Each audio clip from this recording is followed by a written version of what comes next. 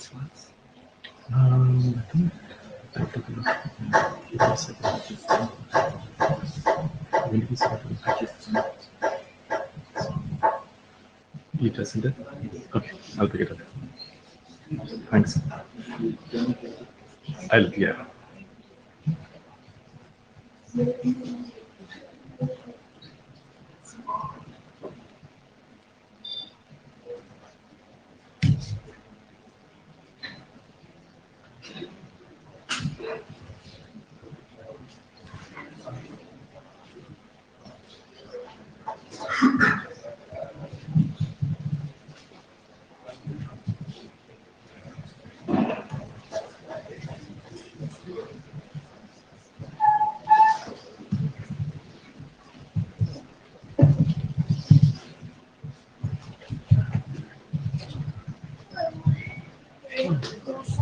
I think so. I think I'm good. I think we should be starting. I haven't tried using the thing, but yes. Right. Have a good session.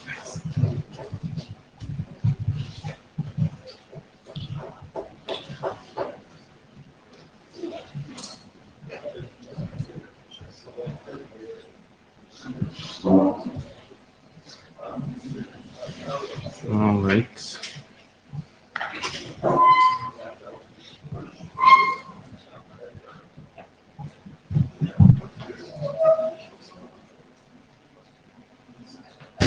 All right, let's get started. Okay, wonderful.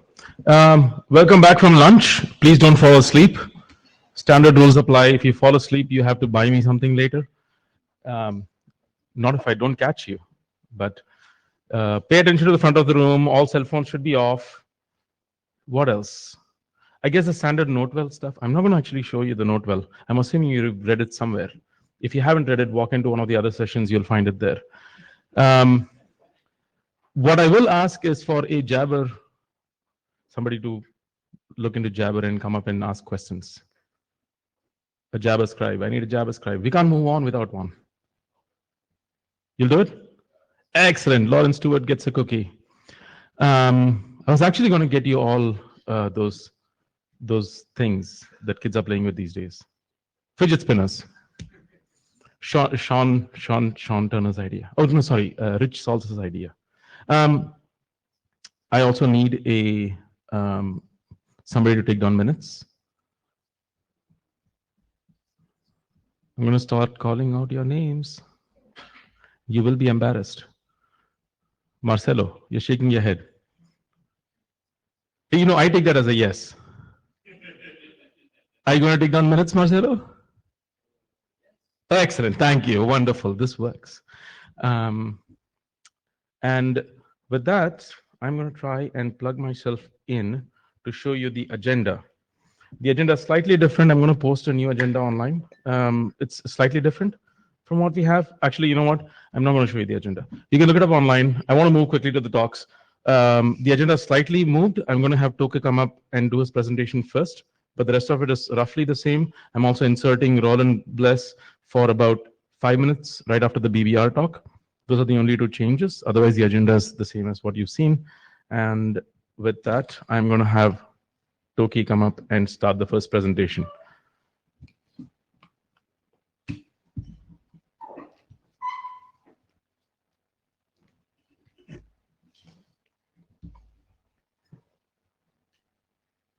Oh, good.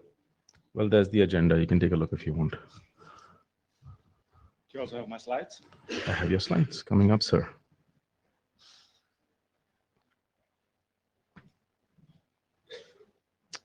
Oh, annoyingly, that happens. Oh, one thing before I start, I am actually going to enforce time limits. We can't get to the end of this meeting if we don't do time limits. You're already 5 minutes behind time. I know that, but we're going to try and I'm really going to enforce time limits. So take it away, sir. Right. So, hello everyone. Am I in the pink box? Enough. So, my name is Toke Holm Jørgensen. I'm going to speak a little bit about some of the work we did on fixing buffer bloat and applying AQM techniques to the Linux Wi-Fi stack. So this was a paper that was presented last week at the Usenix Annual Technical Conference. Next slide, please. And since there are strict time limits, I'm going to talk mostly about the buffer bloat side of the issue. We also looked into this issue of airtime fairness in Wi-Fi, and you'll see a bit of that, but I won't go into that in detail. But first, I always like to start these sessions by asking the room, how many of you use Wi-Fi?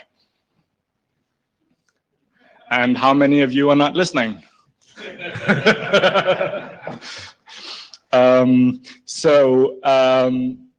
As you may have noticed, especially not so much here at the IETF, but if you have a home router at home, sometimes the Wi-Fi is kind of flaky. And one of the issues that causes this that we've looked into here is buffer bloat at the Wi-Fi link. Next slide, please. So I assume most of you know what buffer bloat is in here. But the thing we saw here was that we have these techniques, AQM algorithms, queuing algorithms, and so on, that we can apply to wired links that work really well for pretty much eliminating buffer bloat in most cases. But for the Wi-Fi stack, we still saw hundreds of milliseconds of extra buffering in the stack, even when applying state-of-the-art AQM to the interface. Next slide, please. And so we set out to try to fix this, and this has gone into Linux versions 4.9 through 4.11. And as you can see, we saw this nice order of magnitude reduction in latency under load with the solution. Next slide. So some of the constraints and some of the reasons why previous solutions to buffer bloat do not work well for Wi-Fi is that there are these constraints in how Wi-Fi works. And Wi-Fi has this concept of traffic IDs where packets going to different stations have to be queued together so that we can aggregate them at the TID level. And we also need to handle reinjection of packets for transmission. And this means that we cannot have just one managed queue at the interface level, because we cannot just tell a queue, please give me 10 packets going to this destination. So we need some kind of queuing structure that allows us to split up packets going to different destinations. And then, of course, we need to keep the hardware busy, and we need to run this on really small embedded boxes. And we also do not want to modify the client to achieve any of this stuff. But especially the first 2 points mean that we cannot use the existing buffer bloat solutions for Wi-Fi because they're simply not capable of doing this. Next slide. So what we did instead was, for the queuing part, we designed a new queuing structure, which is not at the interface level, but which is sort of integrated with the MAC layer in the Linux kernel. And it's based on FQCoddle. But in the straightforward way of applying FQCoddle would mean we would have 1,000 queues for each station associated to a wireless access point, and that's prohibitive for very small devices. So instead, what we did was we designed a structure. I'll show it to you in a bit, which has this global pool of queues that we then dynamically assign when we hash flows into them. We then assign a queue to a station, and that means we can reuse the same pool of queues no matter how many stations we have. And that means that we can then support this per TID dequeuing and scheduling that we need to aggregate packets for Wi-Fi. And then the grayed out thing here is the airtime scheduler. In the same work, we also designed a scheduler that uses some of the same techniques from FQCoddle, a DRR-based scheduler, to sort of make sure all stations get the same transmission time. And I'm not going to go into the details of how that works, but you'll see it in some of the result graphs. Next slide, please. So this is the Linux kernel queuing structure. On the left here is before, and here is after we modified it. So the things to notice here is this queuish layer. This is where you could install your AQMs beforehand. But what we have down here at the driver level is another bunch of queues, and these can be, this is sort of the source of the 100 milliseconds of queuing latency that we saw before. So what we did was we got rid of the queue disk layer completely by bypassing it at the Linux API level, and then in the Mac layer, which is the sort of the library that implements the Mac protocol for 802.11, we then assign the packet to their TID and then put them into these different queues where we have the global pool of queues I was talking about, and then we assign them to each TID, and then we apply fqctl between the queues currently assigned to this TID. And then there's an overflow queue in case of hash collisions, but that's sort of a minor detail. And then the only thing left in the F9K driver is now the retry queue, which is where packets that fail to be transmitted get re-injected, and that's basically just a priority queue where when you then transmit next time, you will retry the packets before dequeuing other packets.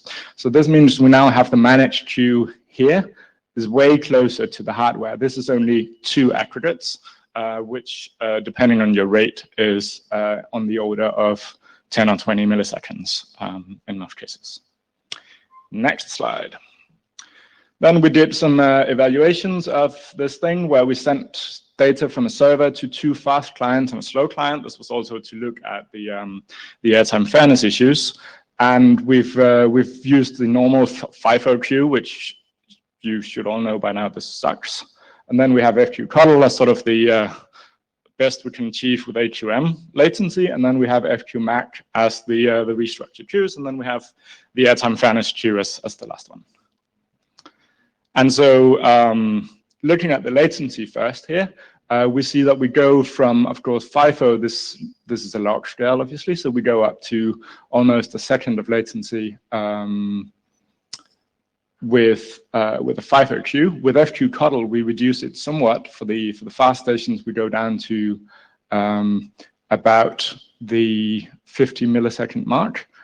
And then for the fqmac, our new queuing structure, we go all the way down to 10 or 20 milliseconds. Next slide, please. Throughput also improves actually when we apply these modifications. And I'll go into the reason for this before. Of course, just applying fqctl actually improves throughput. But for the fast stations at the cost of the slow stations. So like the average is the sort of aggregate throughput for the whole network. And the reason for this is on the next slide, which is the airtime usage for each station. So the percentage of time that each station spends transmitting. And the reason this improves from FIFO to fqctl to fqmac is that we actually increase the queuing space. So beforehand, you had a very reasonably small queue at the very lower layers, which would tend to get flooded with packets waiting to go to the slow station. And that meant that the slow station would take up almost all of the airtime in these 2 cases. It gets a little better here because you have better queuing, or you have round-robin queuing at the upper layer. But just applying this queuing structure at the MAC layer means that we can now have enough queue space to always have packets for all the stations available. So this is due to improved aggregation for the fast stations. And then, as you can see, when we apply the airtime scheduler as well, we get pretty much perfect airtime fairness, even though the stations differ in throughput or in rate by an order of magnitude. Next slide. We also evaluated the impact on different applications of these changes. We looked at HTTP load time, and we looked at VoIP performance by calculating synthetic mass values for the different cases. So the HTTP load times, as you can see, this is also a log scale. So this is, I think, 35 seconds to load a rather large web page, which we bring down to a few seconds in the best case. So this sort of reflects both the throughput and the latency. So the small page here is dominated by the latency. We can get down to almost 0 in the best case. And the large page also gains more from the changes in throughput, obviously. And next slide. So the VoIP test here, I'm not going to go into whether or not like this actually corresponds to actual voice quality, but if we put that aside for a moment and assume that it does, what you will see here is that 5.0 is at 1.0 is completely unusable for best effort traffic. So the best effort and voice traffic is the 802.11 queues. So in 802.11, you have a voice queue where you can get priority at the MAC layer. And so the thing to notice here is that with these changes, we now achieve better performance for best effort traffic than we did before with diff served traffic that gets priority at the MAC layer. So this means that we can now run our voice applications as best effort traffic, which is nice if we do not control the markings of the packets or if they are removed somewhere in transit.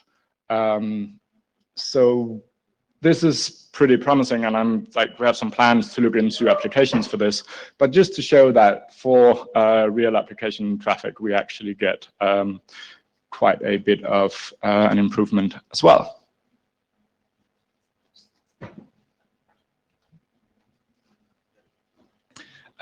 So as a summary, we've in this work, we've reduced Wi-Fi buffer bloat by an order of magnitude, again. And we get almost perfect airtime fairness with the scheduler as well. And this, it's a lightweight deployable solution. It's already in mainline Linux. If you run an open source firmware on your home router like OpenWord or Lead, you can get this now and run it, and it really improves things. And code, data, etc., available there. But otherwise, questions?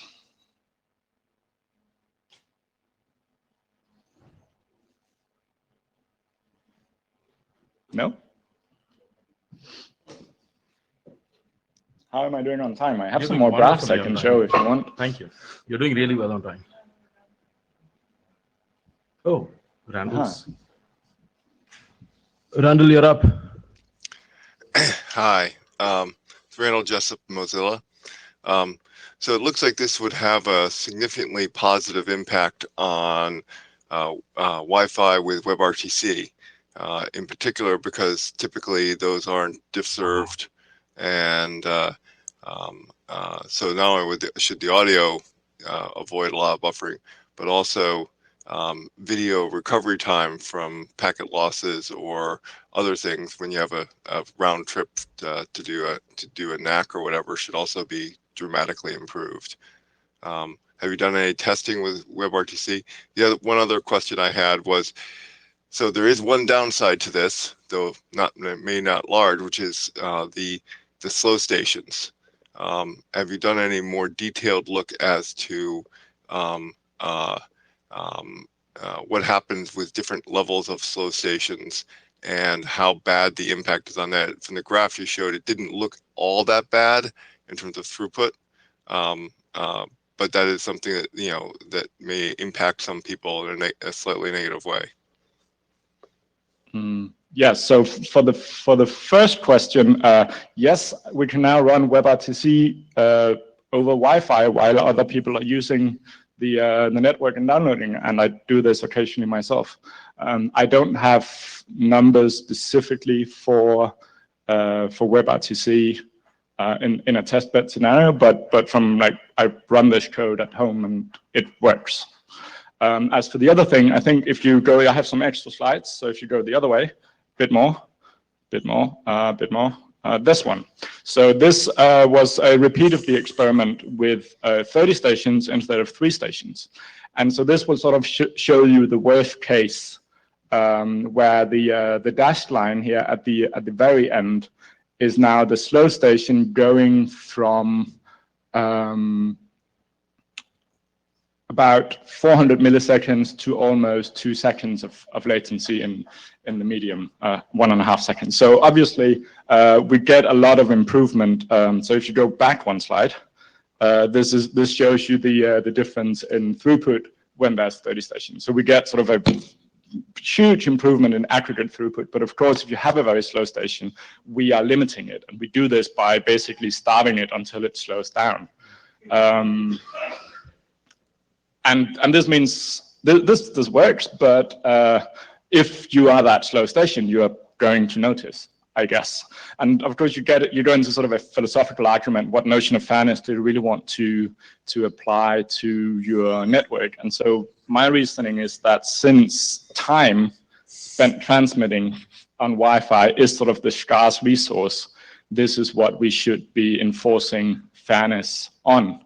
Whereas the 802.11 MAC by default enforces throughput fairness, which is why this anomaly sort of appears in the first place. Right. Well, that I certainly understand that point of view from a technical point of view. From a user level point of view, that may not be the sort of fairness that a user necessarily wants to apply, depending on the situation. There are some intermediate levels between throughput and airtime fairness, where you allow slow stations to have some level of additional airtime in order to keep them usable, okay, while not overly hurting the fast stations. And that might be something worth considering as an option. So airtime fairness actually translates to proportional fairness at the throughput level, which is already a sort of trade-off between efficiency and fairness. Yeah. And it didn't. So, go ahead. I'm done. Thank you, Randall. Can you ask your question offline, Andrew? I want to move on to the next talk. I just had a little comment, but sure, I can do that. Go on, make a quick comment before Neil. Come on up. Andrew McGregor, just to say that the slow station problem is also rather mitigated if you have a multi-AP deployment, and that .11r will tend to move the slow stations to places where they aren't slow much more vigorously in the presence of airtime fairness. And so actually you get better throughput as seen from the station if there is an alternate AP it can talk to. Thanks for that talk. That's actually quite a good piece of work. And we're going on to Neil and BBR. Take it away, Neil. Thanks, Jenna. So my name is Neil Cardwell, and I'm going to give a quick update on the BBR congestion control project. This is joint work with my colleagues at Google, including Yu Chung and Stephen Sohail, the Quick BBR team, which is Ian and our illustrious co-chair, Jenna, and Victor, and then Van Jacobson as well. Next slide, please. So just a quick outline of what I wanted to cover. I wanted to start with a quick review of BBR and its background. If you want more details, there are some links to previous IETF presentations. The main meat of the presentation will be a quick overview of the new internet drafts we just posted about 2 weeks ago.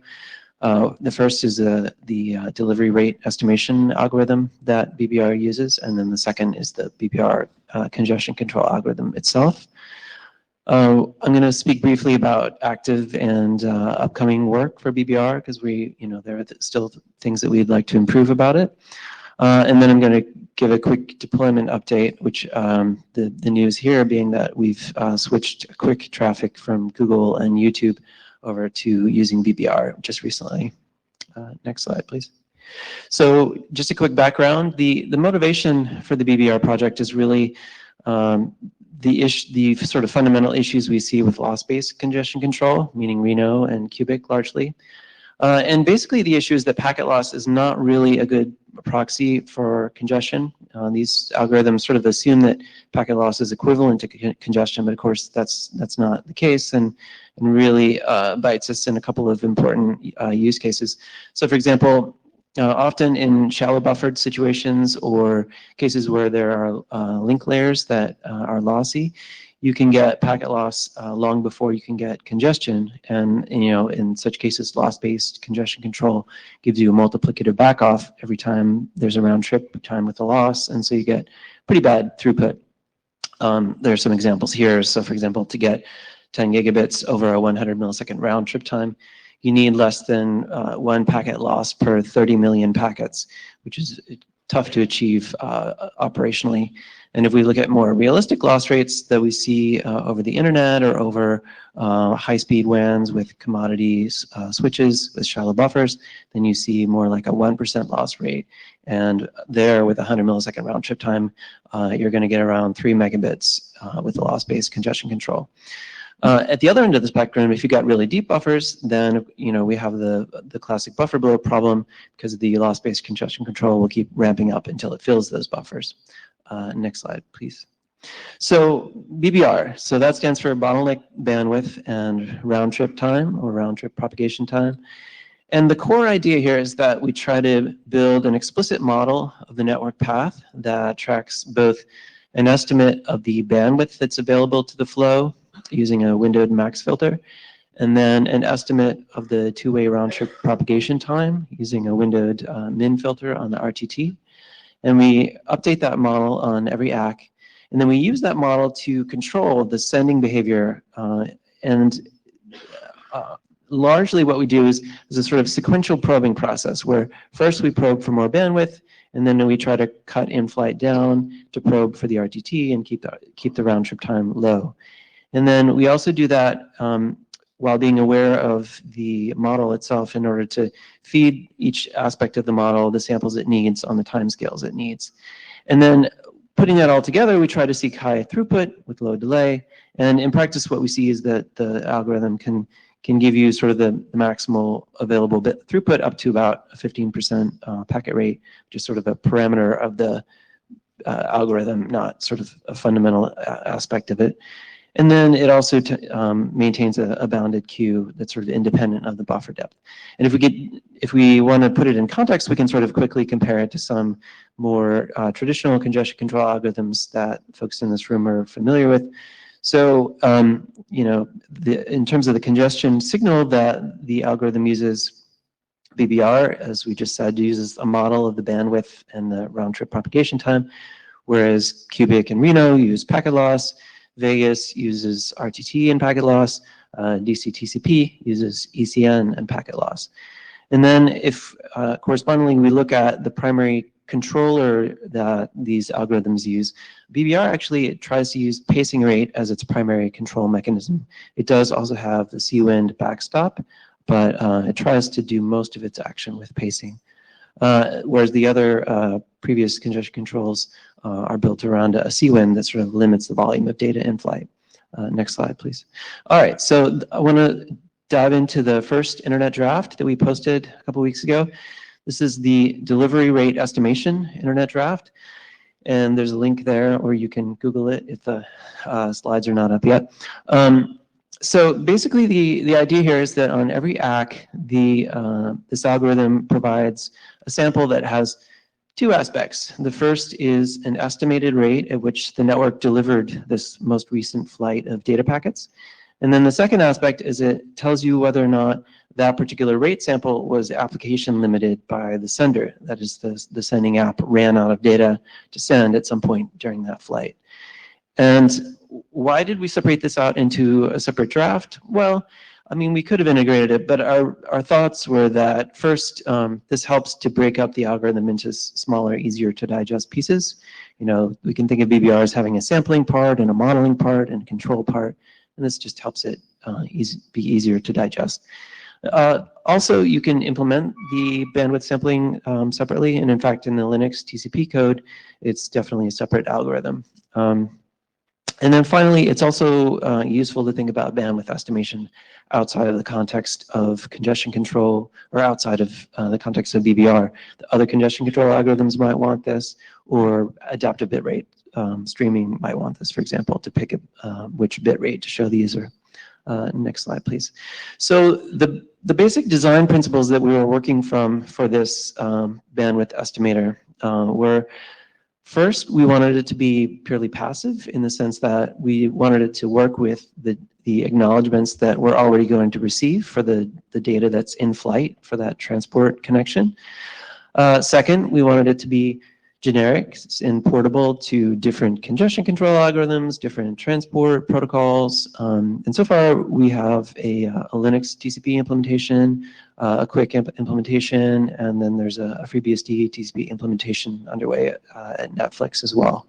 And we wanted to also, as I said, track which samples were application limited. We wanted it to be relatively efficient, so constant time for each act that comes in. We wanted to try to err on the side of being conservative and underestimate. We wanted to make sure that we got feedback, whether we're in recovery and getting sacks, or we're not and we're getting cumulative acts. We wanted to make sure we can try to get an estimate at all times. And then we wanted to try to get an estimate that is over a time scale that is at least one round trip rather than one packet to try to filter out some noise. And if we think about alternatives, the main alternatives out there for bandwidth estimation that we considered were sort of packet dispersion metrics, looking at the interact spacing. And there are various approaches in that space, packet pair, packet trains, and chirping. But some of the challenges we saw with those kinds of approaches are that, in the real world, with cable modems and Wi-Fi and cellular links, there are a lot of things, a lot of funky things happen with ACKs: compression, aggregation, decimation, stress jacks, jitter and noise in the queues. And so we've found we sort of took this particular approach to try to tackle some of those issues. Next. So if we dig down to the very essence of the delivery rate estimator, I think this is a good picture to keep in mind. The curve here that we're drawing has on the y-axis the amount of data that's been cumulatively delivered over, or acknowledged as delivered over the lifetime of the connection. And then on the x-axis, we've got time that's elapsed. And what we're really trying to show here is essentially the slope of the delivery curve. And a key part here is what is the time interval over which we are calculating that slope. And the key issue here is that we calculate the time interval, we calculate this slope over a time interval that starts from the most recent ACK that we have received before we sent a packet until the ACK for that packet. And do we have a laser pointer here, or? You can try. Anyway. You can see if this works. Oh, there. I have one that does. Cool. Can we go back to the previous slide? So the data, I didn't depict it very well, but the data packet in question here that's being sent is this one here, and then it's ACK here, and then we go back to the ACK that was sent before that packet, and we use that as the start of this rate sample. And then we just basically calculate an ACK rate that is the amount of data that was delivered between those two ACKs divided by the time elapsed between those two ACKs to give us that slope. And that's the ACK rate from this algorithm. Next slide. So you might ask, well, why can't we just use the RTT? And what happens is if you try to calculate an ACK rate, that's just the amount of data delivered divided by the RTT. You can see if we look at the same picture with that alternative attempt at calculating an ACK rate, that actually gives you an ACK rate that sort of badly overestimates the actual delivery rate, because it doesn't incorporate the amount of time that was really needed by the network to deliver all of those bytes that you are counting in your sample there. All right, next slide. So one big issue that you run into when trying to calculate delivery rates in the real world is what you might call ACK compression. There are similar effects going by other names that have similar issues: aggregation, decimation, stretch ACKs. Basically, by all of these, with all of these kinds of effects, we have ACKs that are delayed and then they arrive in a burst, or there's a single ACK that covers a lot of data that was delivered. And this can be caused by the receiver, can be caused by a middle box. But the big issue is that these are quite frequent in the real world. They're really common in Wi-Fi, cellular, cable modem links. And the issue is that you can, if you're not careful, you can run into excessive ACK rate samples. So I'll give an example here in the next slide. So here's a real world trace where the actual bandwidth was something like 8.9 megabits, But the ACK rate sample shown in red here is 27 megabits, and that's because of the ACK compression that you can see. There's a horizontal green section in the cumulative ACK stream that's a big silence, and it looks like then we get a burst of compressed ACKs all arriving at once, and that results in an overestimate in the ACK rate. So next slide.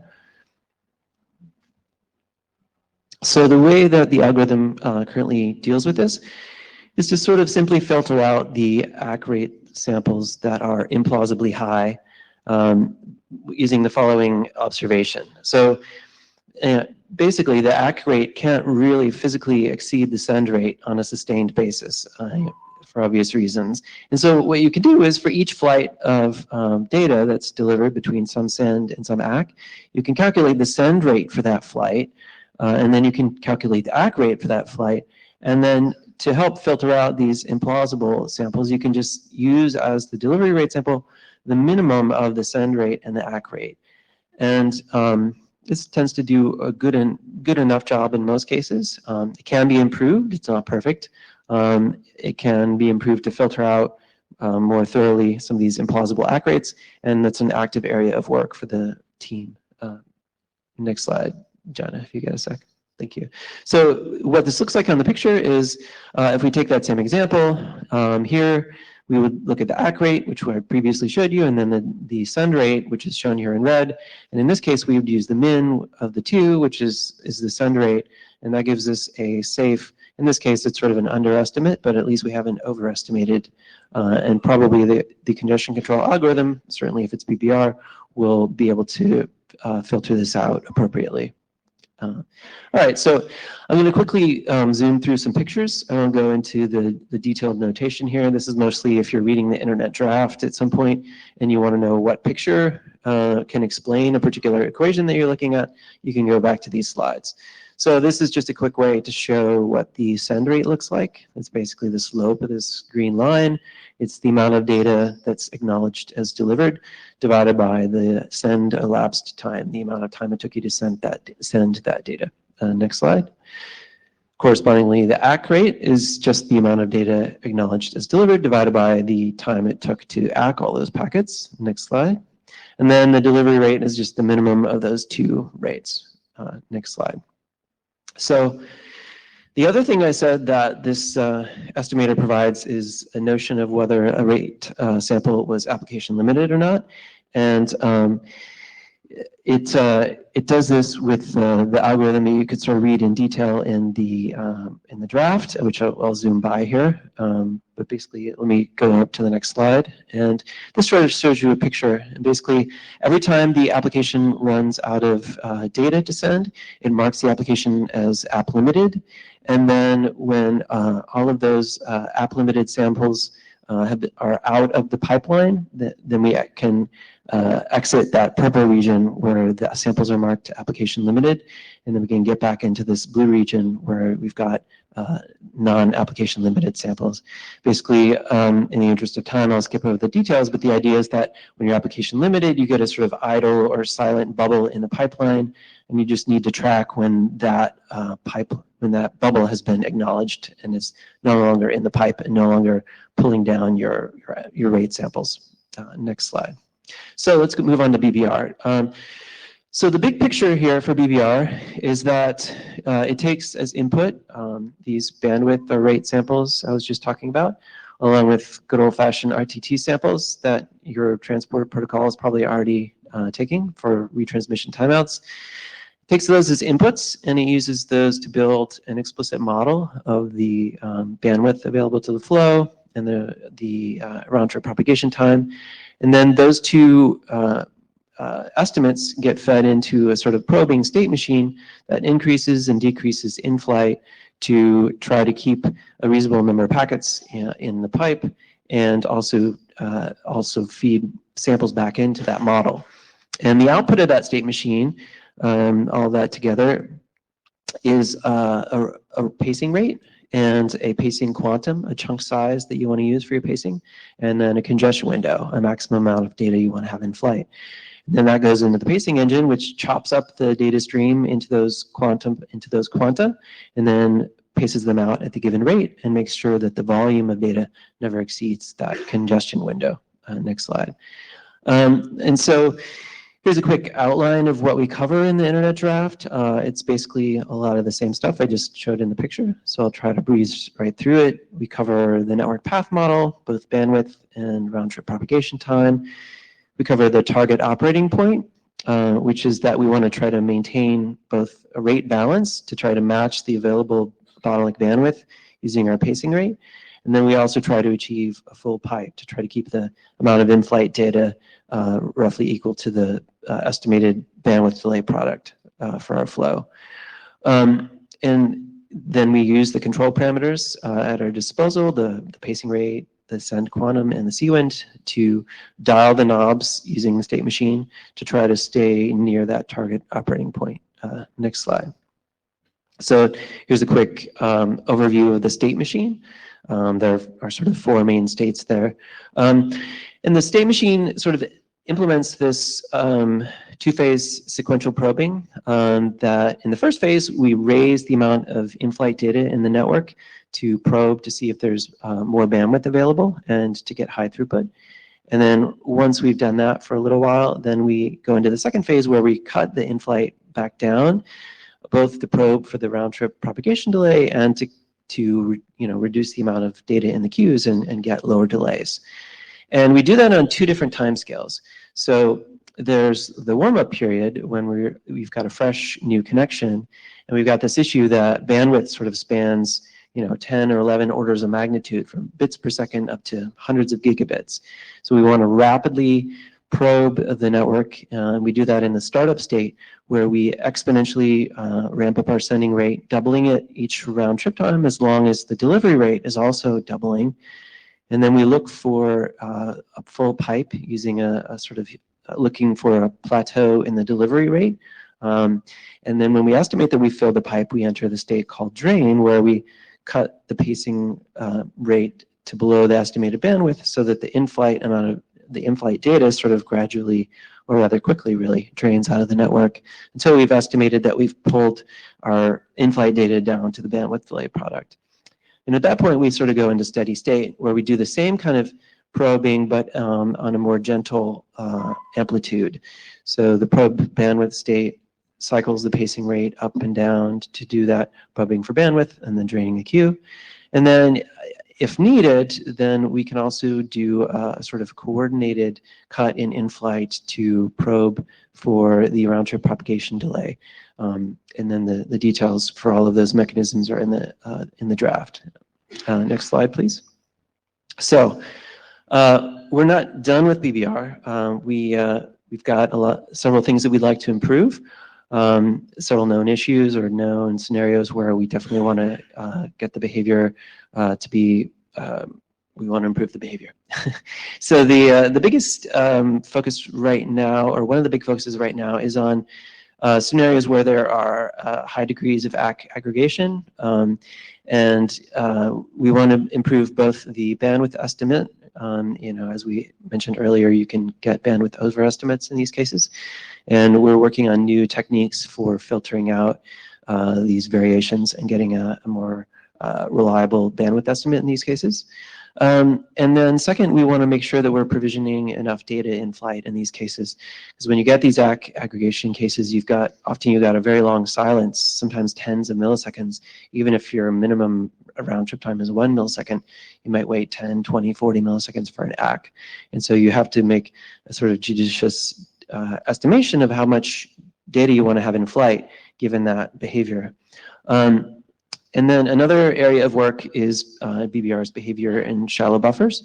There are some known issues where BBR can keep considerably more data in flight than we'd like if there are shallow buffers. It's still bounded to an estimated BDP, but if you don't have a BDP of Q to hold that, then the packet loss rate can be higher than we'd like to see. So that's a known issue where there's active work and discussion and testing on the BBR dev list. And then finally, there's also work underway to look at BBR's behavior in data center environments where there are large numbers of flows. Next slide. So in conclusion, there are 2 new BBR drafts out. We're happy to get people's feedback, suggestions, questions, whatever. We'd love to see feedback. BBR is now deployed for Quick, as I mentioned, on google.com and YouTube. That's the sort of latest deployment update. And the character of the results is similar to those results we saw for TCP, which we mentioned at the last IETF. So with that, now we have basically all Google and YouTube servers talking to the outside world, and then the Google data center WAN traffic on our backbones between our data centers. That WAN traffic is also using BBR. And we see better performance than Cubic for web traffic, video traffic, and RPC traffic. The code is available as open source with links in the slides. And then work is underway, as I said, for FreeBSD as well. You can talk to the Netflix folks. And then we're actively working on improving the BBR algorithm, as I mentioned. And we're always happy to hear test results or look at packet traces. And next slide. And that's it. We basically have a landing page here on the mailing list. So if you search for BBR-dev, you'll get the mailing list, which has an intro message that has links to the internet drafts, the paper, the code, previous talks, that kind of thing. And we'd like to thank the folks below who helped us get to where we are today. And any questions? Thank you, Neil. We have 5 minutes for questions.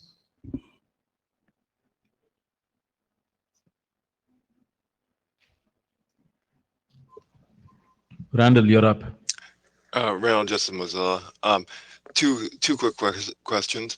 The small buffer issue that you're still looking at. Does that also include looking at things like AQM, various variations on AQM, and how well does that work? And what the second thing is, have you done any comparisons with the some of the proposed algorithms for ARMCAT, or how well it coexists with the ARMCAT algorithm, or planning to do that? Yeah, so the work looking at shallow buffers would also, that effort also includes AQM. I guess so far we've done tests with Pi and Coddle. If other people have other algorithms out there they'd like to see testing with, let us know, or obviously you can do the test as well. So yeah, we are definitely looking at AQM as well as shallow buffers, since they have so much in common, obviously. And then we have not yet done tests with coexistence with RMCAT. That's definitely something that we like to do when we get time. Although if anyone out there has cycles to do that, that'd be great. Yeah. Lars, this is a really hot mic. Not a technical question, but so I'll share quick the working group, and we are chartered to ship IETF Quick with an IETF standard congestion controller. The standard is, I think, quote unquote, but it should be in an RFC. But time and time again, Quick BBR is being brought up as something, gosh, wouldn't it be nice if we could ship Quick with BBR? And we can't, because it's not currently sort of here. But I'm wondering what's your feeling on timelines, right? Do you think this might align? It's maybe also a question for Jana, because it seems silly if we ship Quick with Reno and then do a rev 6 months later and do BBR. Right? Well, I'll defer to Jana since he's got a foot in both worlds, obviously. So. Jana Iyengar, this is a deeper conversation, I think. Not because, so I think Reno for Quick makes sense at the moment because it's the simplest thing to document, yes, and it gives you completeness. But I do think that there's something to be said about actually, and I've talked about this in the past, about not actually having standards track congestion controllers at all, and having transports rely on sort of congestion controllers that are documented elsewhere. So that is a larger discussion, which is I don't want to start it, right? But I think I remember that BBR was going to come in internet draft form, or maybe it's even here, and I guess it would either go ICCRG or TCPM. Right, at the moment, so depending it is now published as Okay, an oh, sorry, I ICCRG. missed So it. yeah, Sorry. it's published as ICCRG drafts as of like Okay, a few weeks perfect. ago. Mhm. So yes, So I guess now it's then it's a the good time to have that usual conversation. sausage Not maker. here, Okay, but okay, we should do well, this I've offline. taken more than of those 5 minutes than I wanted. Somebody Thanks has for something raising it, though. technical. Okay, I'm closing the mic at this point. Hi, Neil. Thanks for presenting this to us. Yeah. In the references that you had, you said there's a research paper. Do you mean the ACMQ paper? Yeah. Is it a peer-reviewed paper? Is it? Yeah, research is probably the wrong word. Yeah, but And- I was referring to the communications, the ACM paper. Yeah. Okay, and we used that one for our student reading group at Akamai, and people Okay. quite enjoyed talking about it. Okay. But I was struck by, I didn't see a lot of evaluation or commentary from you as authors on prior work. Okay. Do you know, for instance, the one that I brought up to the students was the 2007 work by Cola and Mary Vernon called TCP Madison, that also is a model-based one.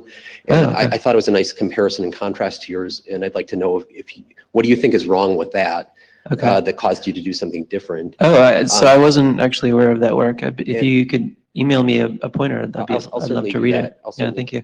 Yeah, I'll certainly do that one.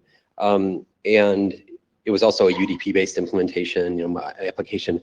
The one thing I can offer that you did definitely improve upon is there's required a change in the receiver. Hmm. They could force an ACK. Mhm. And that was the other aspect about where are you guys in deciding that you're just doing something that's based on empirical things about what the real internet today is doing versus Mhm. what would you ideally like to change in the receiver that could make this maybe better? Right. Yeah. No, that's a good question. Yeah. So we wanted to start with something that could work with the deployed receivers that are out there now, because we did want something that would work for both TCP and QUIC. But that's a very good point that there's probably a lot of leverage to be gained if you have a receiver population that you can iterate with quickly. So there are plans to look at what we can gain by receiver side bandwidth estimation for the quick transport implementation. So it'll be interesting to see what sort of gains we can get in that case. Yeah. Rafael Secchi, University of Aberdeen.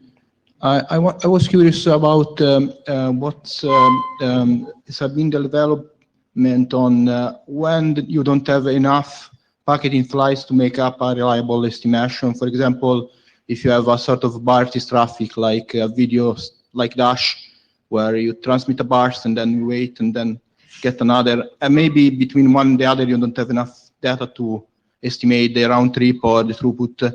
What's the state of the algorithm at this point with this traffic? Pardon, what is the treatment of that the algorithm has for application limited traffic? Is that what you're saying? That quite very bursty, so that there is not enough data to make up an estimation like in the round trip where you probe at high speed. Right. So the algorithm as it's currently structured does not do anything special in those cases. What it would end up doing is it would start out with the initial congestion window picked by the transport implementation, usually initial congestion window of 10 packets. And then it would, from there, it would calculate an initial pacing rate using the high, what we call the high gain that can double the rate every round trip time, which is 2.89. So it would calculate 2.89 times the initial window per round trip time. So 2.89 times the initial window divided by the round trip time will give you the initial pacing rate. And then every time you get a bandwidth sample, it will look at that and decide if that's the maximum bandwidth that's seen recently. We'll use that to update its bandwidth. And then it uses the sort of general approach of using that high gain times its bandwidth estimate to calculate the pacing rate. So it'll be 2.89 times whatever the biggest bandwidth sample it's seen. And while it's in startup, it's not going to reduce its pacing rate until it is pretty sure that it has filled the pipe using its regular pipe filling estimator.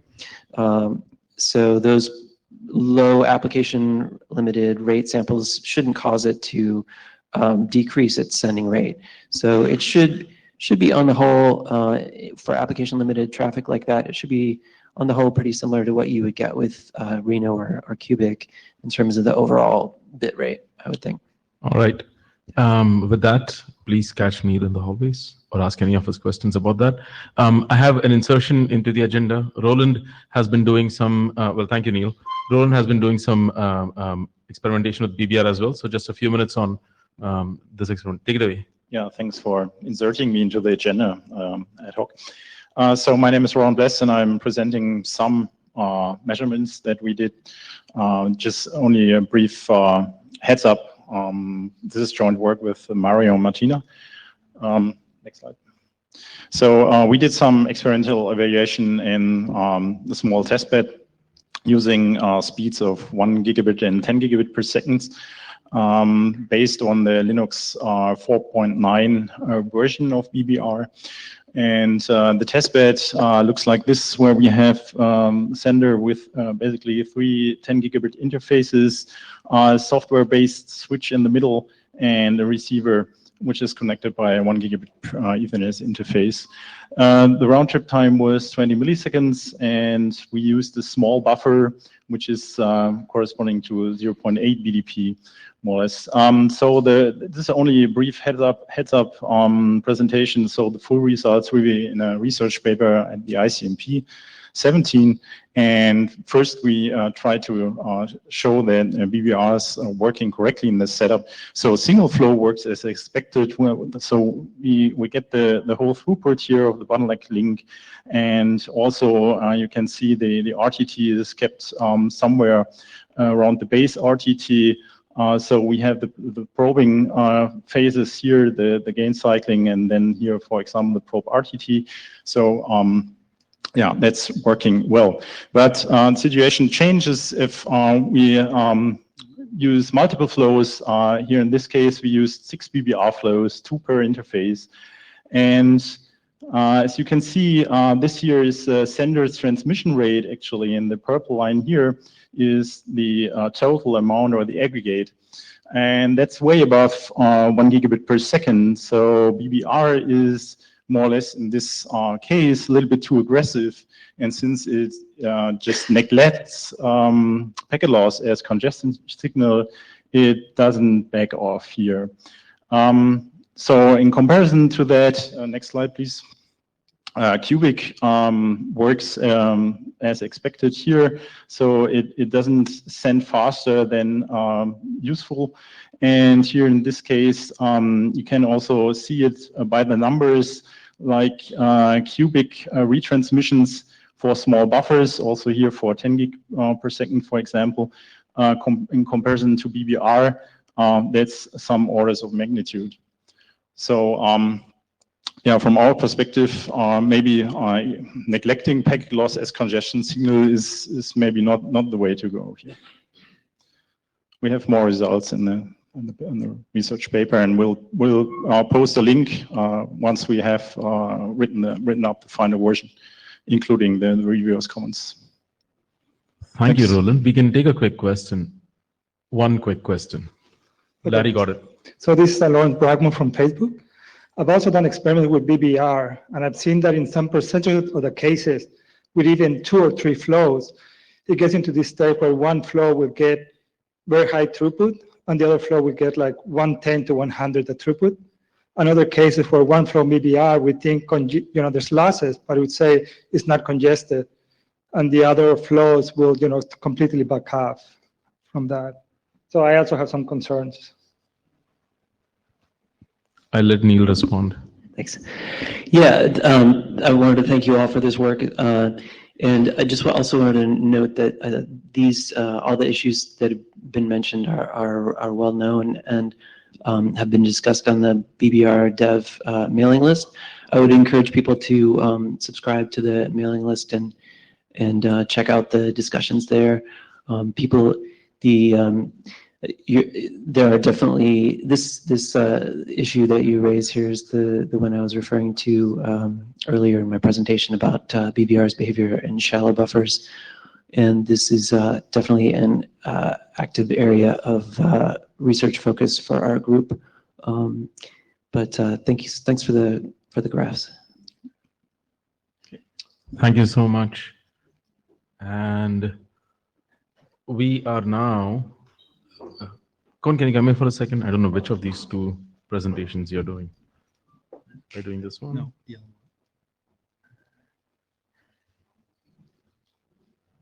No.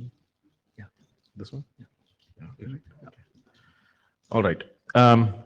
And Kon is going to be, Kon and Bob are both going to talk about TCP Prague. Because we are in Prague, we have to do this.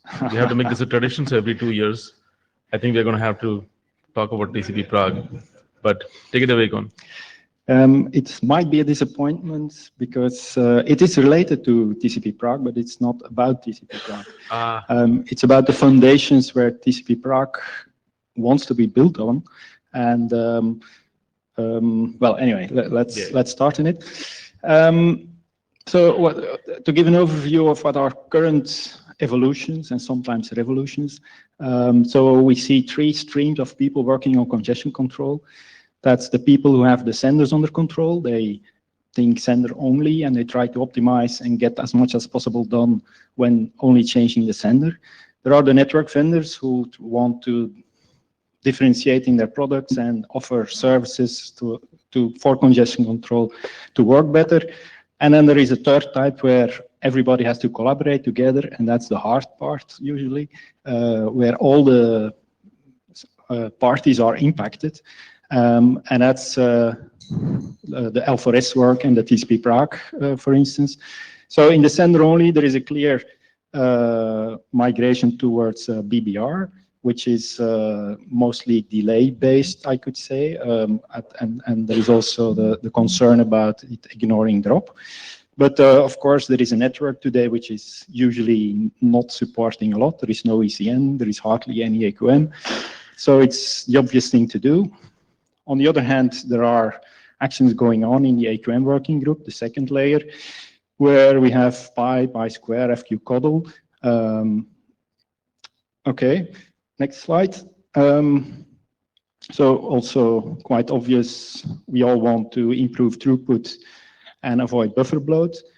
And in the third case, we also want to have really low latency and a new class and to be compatible with Reno. That was the original strategy. So next slide. If we look more detailed, and we also did some experiments, this is how BBR works on tail drop. We did a test compared on a 100 megabit link on 20 milliseconds round trip time. So in BBR, it's quite good work and it works very well. It can achieve high throughput and full link utilization. So this is so we have here 4 flows, long running flows, and they evenly use the link capacity. And here we have about 100 requests per second. In this case, it's even 250 requests per second. And it's an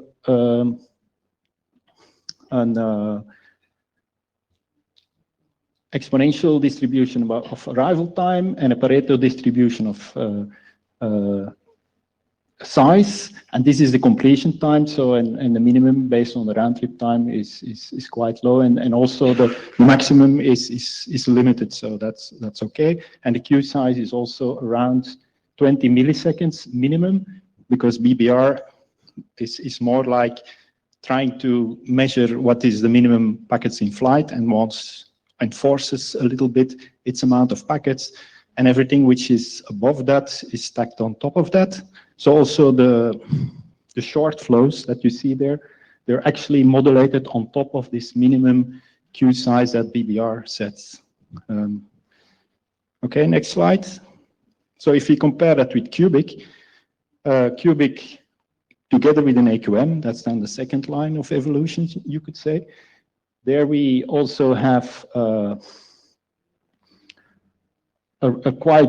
the target here is 15 milliseconds on a pi AQM, and there is, with a reasonable drop probability of 0.01% drop, we can keep the queue at 15 milliseconds. And the dynamic flows, they have also a good completion time. There are some limited loss. And you see that the dynamic flows are actually modulated around the 15 millisecond target. So that you could say it's a bit better or worse. It depends on your perspective, of course. Next slide. This is where we have data center TCP on a step AQM. So it's also how dual queue could work in Alvarez mode. There you see that the completion time is really low latency. The queue is with a step threshold of 1 millisecond very low. The other thing is that the variations for dynamic traffic are modulated below the queue size. So, and it's hitting a little bit on the utilization. So that's another compromise, but it guarantees you really low latency, no drop at all. So that's the other part. So all of them have their advantages and their possibilities. Next slide. But there are some concerns.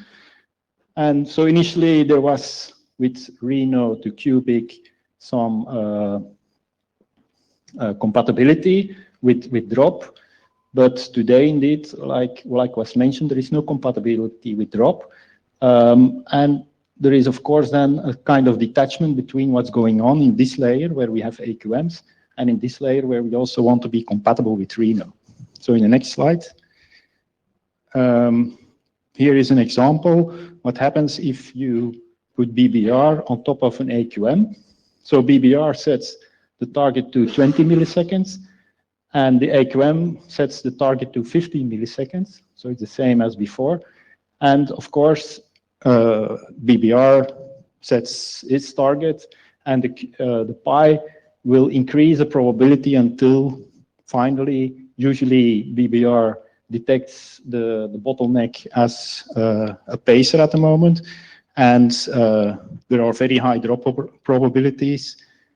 And even, so you see here the drop probabilities is around 5 to 10% for several tens of seconds, and then only 1% for the other tens of seconds. So this is a problem. Next slide. So if we don't do anything, it will force actually operators to disable AQMs at the moment. And with it also a ECN, because ECN needs an AQM. So it's a bit of a problem and a concern, we think, and it should have a solution. And in the next slide, a possible solution could be, because it's actually not a problem. Well, actually both we want to solve the same problem. BBR wants to have, as one of its main objectives, high throughputs under high round trip times and high loss conditions. But also Alvarez, we want to be compatible with the classic TCP, but we don't want to be compatible with their pathological cases. So we also want to have high throughput under these circumstances. So if both the systems could work on a corrected classic throughput behavior, which works with high throughputs under high loss and high round trip times, there is again a possibility for compatibility between Alvarez and the sender-only evolution, BBR. In the next slide. So as a possible solution, we were thinking on already for Alvarez, but it's equally applicable for BBR, to have round trip time independence above a certain round trip time, so that a flow of 100 milliseconds could be as aggressive as a flow of 5 milliseconds. Today, BBR is already having an opposite dependency on round trip time, so it's more aggressive the bigger the round trip time. So to be equally aggressive is at least a good compromise. On the other hand, we also want to be less responsive for high drops. So at a certain probability bottleneck or below, a certain probability of the network, why not being scalable at that point? So, for instance, if we make a classic congestion control responsive in a scalable way below 1%, we could always get around 24 drops per second, a very frequent signal. Also with the round trip time dependence, if you have 1% drop, you could also get 30 megabits per second, which is a high drop probability, 1%, and you get a reasonable high throughput as well. So next slide. Here, for instance, if we have round trip time independence above 5 milliseconds in this case, you will see this is throughput, so this is usually a rate, and there are two types of rates. There is the rate of the traffic itself, and there is the rate of the marks, so how many marks per second you get. So this set of lines are the rate, these sets of lines are the drops per second, you could say, and as you can see, what we propose is to limit it, so to always have 24 drops per second. If at 100 milliseconds and 1% drop probability in general, the Reno and the cubic, so we're having here Reno in cubic lines, the bottom lines here, they have around 1 drop per minute, which is not that much, and it's even going worse. You will see in the next slide. If we can make them all round trip time independent, they will always get 24 drops per second. Similar, with that amount of drop probability, there will always be at least 30 megabits per second of throughput that could be achieved. Of course, we can discuss about what should be the real thresholds or real values of these settings, but okay. In the next slides, there is also shown, so previously you saw here the round trip time. Here is the drop probability. So here is this high drop probability and a low rate. And here is a low drop probability where we expect to have high rates. So if we see at Reno, this is the bottom line here, the throughput is limited. So with this amount of marks, it's quite low. With Reno, we could achieve only, well, 800 megabits per second on a 5 millisecond, oh sorry, on a 100 millisecond round trip time. Is that correct? Yeah, here we could go up to 200 gigabits per second. So on the 1% case here, you again have the 24 drops per second and the 30 megabit. So if you become scalable here, you can have much higher throughputs where, okay, the throughputs can be very high, but this amount of drop probability means that you only get 2 drops per hour or a half or 1 drop every 2 hours. So this is cubic. You see there is not much difference between cubic and Reno, but if we make it scalable, there will be always 24 drops per second. Okay. So we have a paper. It's not a published paper. Well, it's on the website describing all the different scalability requirements, and I've talked about those two. They were initially meant to be in the context of L4S, but of course they're also applicable in the classic TCPs. So if you want, you can read more in this paper. We can also have discussions about this. If you are interested in more of these experiments, there are a few videos that I've pushed to YouTube where you can see also experiments BBR running with an AQM and BBR running next to cubic as well. Okay. Thanks. Thank you, Gon. Shall we take questions after Bob's, or? If there are now questions related to this, otherwise. Yep. Feel free to come up and ask questions. I'll transition to Bob in the meanwhile.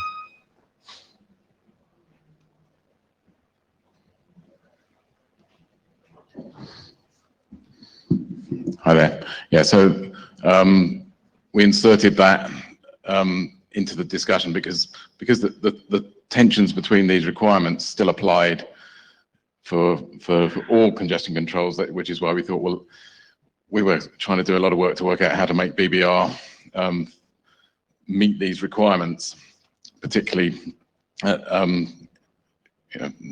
as Kuhn said, in this case where you've got someone trying to help with putting an AQM in and someone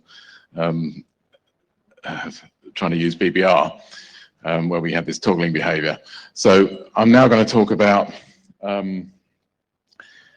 tension, how these tensions might be resolved in the space where you've got a bit more freedom, because we've created this other queue for L4S, and so we can put a better end system congestion control and a better AQM in, so that they work together, rather than we haven't got any legacy to deal with in that queue, except to do with its coupling with the old classic queue. And that's why we started to try and sort out BBR's problems, because that we were coupling to that, and because it was ignoring the losses, it was starving us in the other queue, even though we'd tried to get away from it, sort of when we had an AQM, and it was also starving all the other cubic flows and things like that. So this is now the context of my talk, as opposed to Kuhn's, is more about, okay, so what tensions have we got in this cleaner space? I call it a clean slate, an incrementally deployable clean slate, right? Because it gives you both.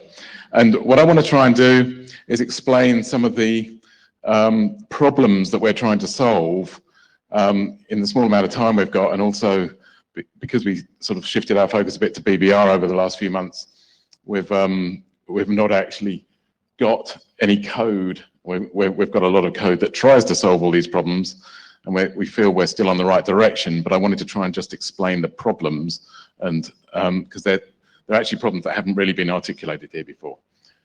So the first one, if you look at the utilization of 3G versus 4G versus 5G, there's a nice study at reference 1 that finds that 4G utilization has gone down and the variance of it has gone up.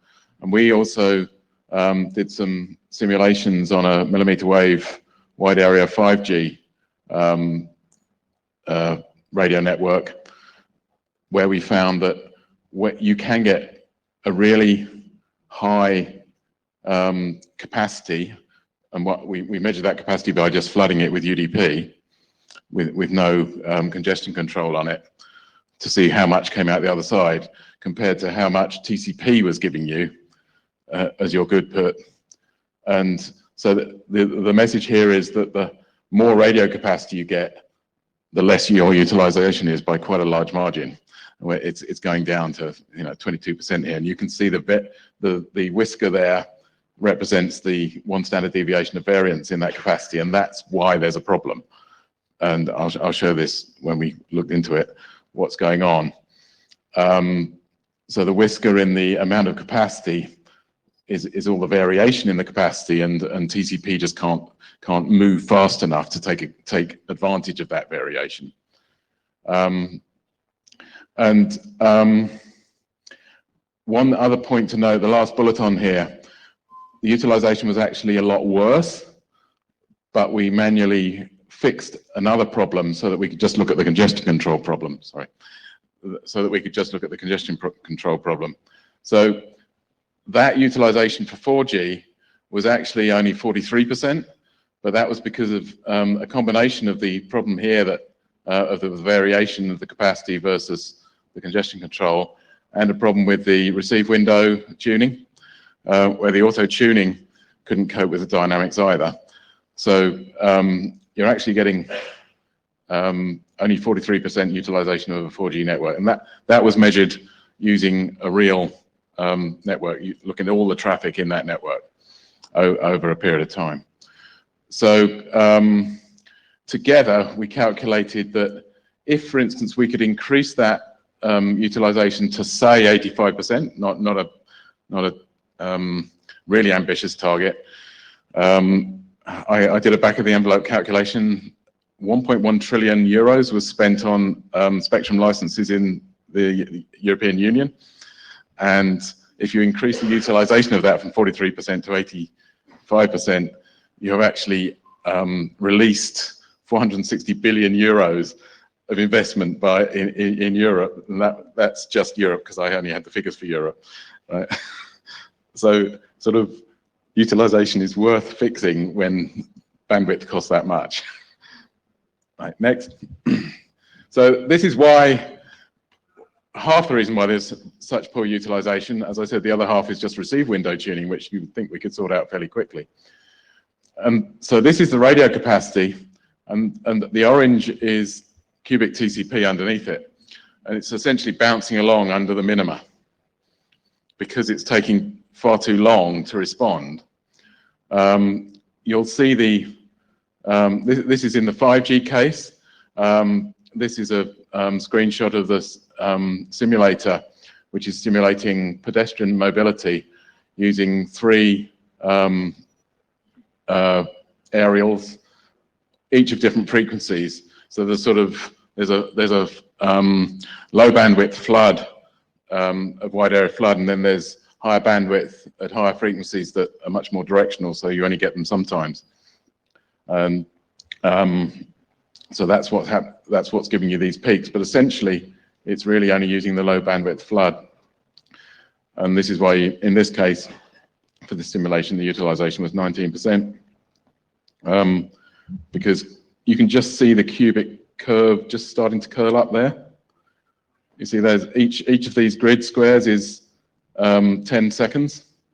And so that's over about 20 seconds, it just starts to curve up, even though the round trip time here is 20 milliseconds. So it's 100 round trip times, it's just starting to get moving, right? And next. So I had a look at Wi-Fi as well. 802.11ad is also the highest bandwidth Wi-Fi. You can currently, you're just starting to be able to buy these. 3 gig channel. In measurements in a static office environment, I should explain that 802.11ad doesn't go through walls. So it's intended that you have an access point in every room. And also you're not allowed to move around. No, not true. But other people aren't allowed to move around. Mobility is okay, but shadowing is not, so they mustn't get in the beam. However, it does have it can pick up reflections and things and get round shadows, right? So with testing compound TCP over this, we got a median good put of, even in a static situation, but with some humans moving around in an office, you got 280 meg out of a 3 gig channel, 3 gigabit per second channel. So again, very low utilization. With the beamforming, we didn't do this ourselves, but using the beamforming goes up to 16%, but it's still not really using all this hard work that the Layer 2 people have done. And so, this is a message for people here. This stuff is a challenge for congestion control people to start working on the dynamics. Next. So we learned these lessons about 10 years ago when everyone was doing high-speed, high bandwidth delay product congestion controls. And we learned you should not have too many round trip times between each loss. That's the problem with Reno. As it gets faster, the sawteeth gets so big, the recovery time. And so you can see here why we're getting a problem, in that Cubic was the result of that research, but Cubic's now becoming unscalable. If you Cubic here at 100 meg, if you multiply its rate by 8 times to 800 meg, the distance between, or the recovery time, goes up from 250 round trip times to 100 round trip times. No, sorry, 50 round trip times. It doubles, yeah, to 50 round trip times from 250. So I'm using this variable v to mean the number of signals you get per round trip time. And so the trouble is it's getting smaller. Whereas data center TCP, you can just see these little saw teeth here. You're actually getting 2 signals per round trip for data center TCP. And so, and it stays at 2 whatever the rate. That's the point of why we call it scalable. And it means you're getting a lot more information all the time, rather than just sort of having to launch off into space until 500 round trip times later you get another signal and you don't actually know what's happening. So next. I'm not going to go through this. This is just to record some very simple maths that essentially says that you need to make sure in your TCP equation that the P, the loss level or the ECN marking level, the power of it is greater than 1. So with Reno it's a half, the cubic is 3/4. As long as it's 1 or greater, you're okay. And that's what we mean by scalable congestion signaling. That means your saw teeth don't get larger as you go faster. And that also means they don't cause more delay variation. Right. Next. And so the point about this and how this links with the radio stuff I just mentioned is that when you get a capacity decrease, you immediately get some signals and you can drop away very quickly. It may take 1 or 2 round trip times if you've got to drop down by 10 times the capacity or something, or 1/10 of the capacity.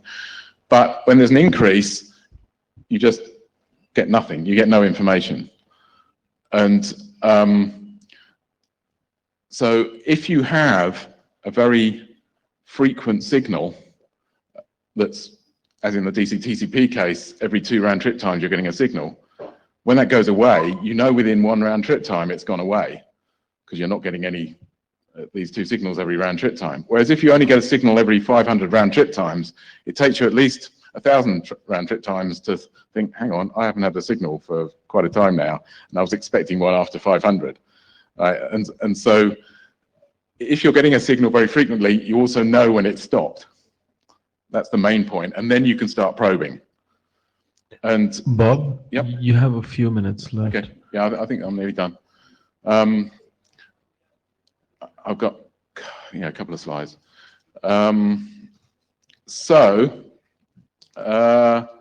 Next, yeah, we can go to next. Oh no, there was one very important point on that. Yeah, and so with the ACK rate measurement, that is a way to find out that the capacity has just increased. But for us, it becomes very difficult when we're trying to get the queue to nearly nothing to ever see that, because you've only got a few packets in the queue, and so you miss that and you need something else. So if we are, for the problem we're trying to solve, which is very low latency for the new applications like VR and all the rest of it, we can't really use ACK rate pacing, ACK rate measurement.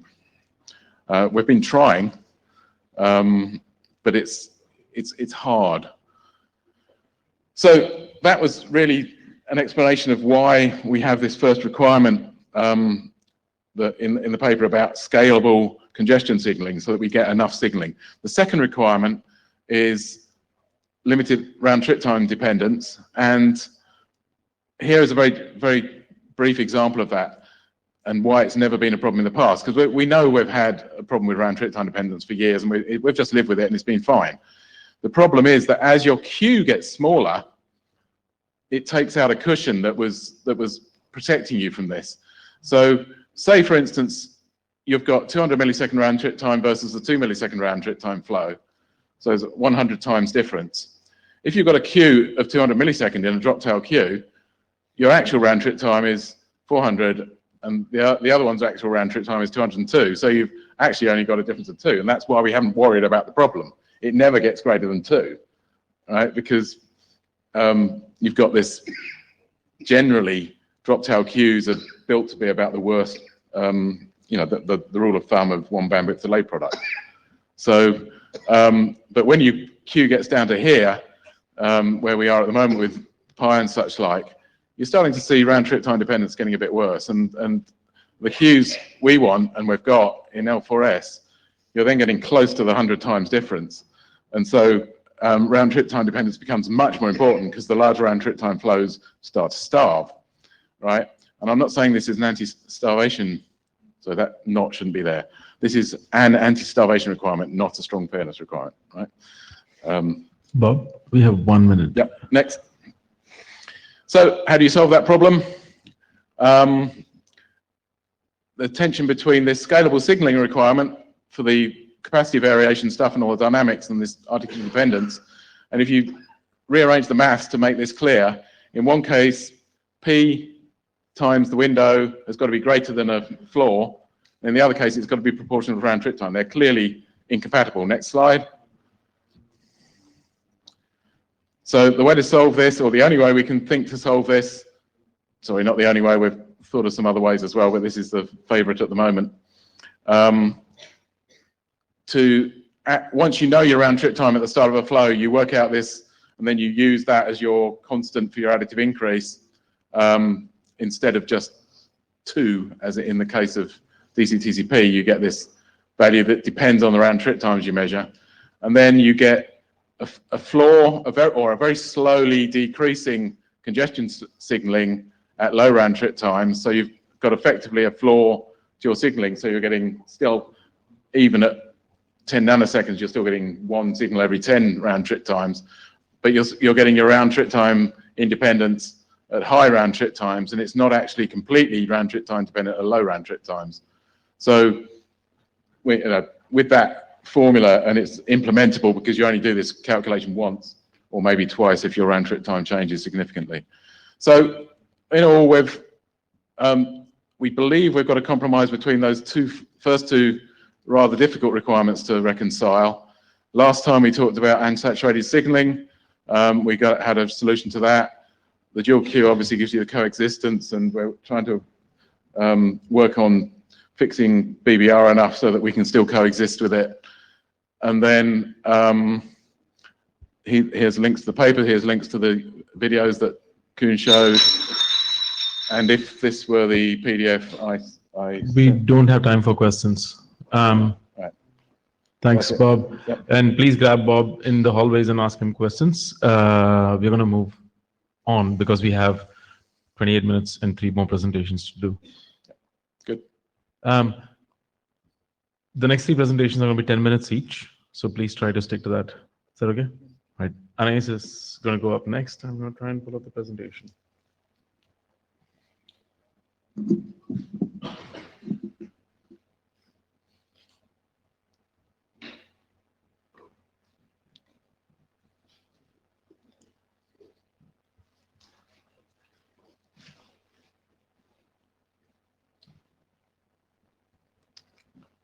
Good afternoon. I will talk about improving core network scheduling with the burst limiting shaper. First, before diving into our proposed solution, I will do a quick recall of the current architecture. Next slide. So the core router architecture defines 3 classes: the expedited forwarding class, the assured forwarding class, and the default class. So the expedited forwarding class is for real-time traffic, for example, voice over IP, and it's scheduled with the first priority of the priority scheduler. The other 2 classes, AF and DIR, are scheduled as the second priority of the priority scheduler using a rate scheduler. The key features of the rate scheduler is the fact that it limits the capacity available to the AF to prevent the starvation of best effort traffic due to the elastic nature of the AF class. Next slide, please. So let's take an example here. On the x-axis is the weight, the relative weight of the AF class, and on the y-axis is the AF output rate. And so if we take an example, for example, with an EF input rate of 50%, we can see here in red the desired behavior when you vary the weight of the AF class. So next slide. If you want an AF output rate of 25%, you will of course set a weight of 0.5 to get 25 as the AF output rate. But if we don't know the EF input rate, or if it varies, for example, from 25 to 75%, you don't get 25% for the EF output rate. You get a output rate ranging from 12.5 to 37.5, and so the range you get is 25% of the capacity, and you don't know exactly what is the output rate you would get.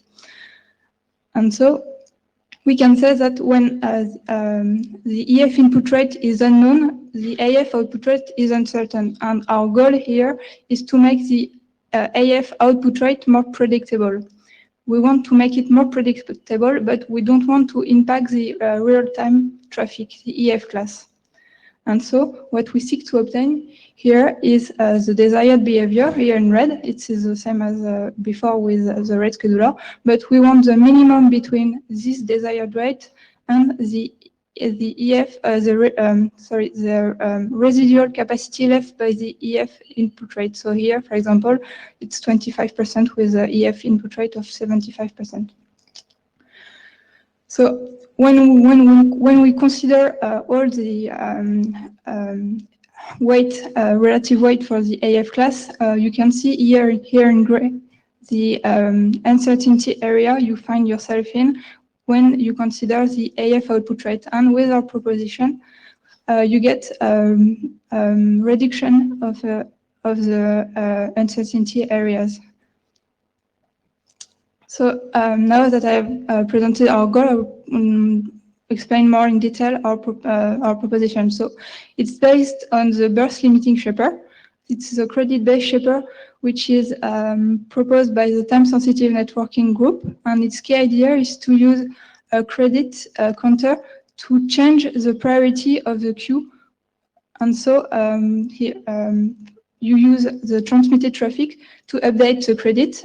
When the shaped traffic is sent, the credit is increased with a rate I send, and when the credit and no on the other case, so for example, if no frame is transmitted the frame is from another queue, then the credit is decreased with a rate of I idle.